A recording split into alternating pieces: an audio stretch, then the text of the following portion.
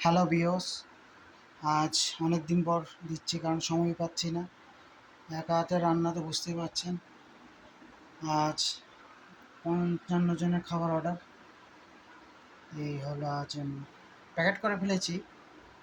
আর কিছুটা আছে। এ হলো আদা সম্বাস দিয়ে মুগ ডাল, এ হলো বেগুনি, এটার মধ্যে ভাত, আর হলো বেগুনি ভাজা, এটার মধ্যে সয়াবিনের তরকারি, আর এটার মধ্যে সয়াবিনের তরকারি আর ডাল।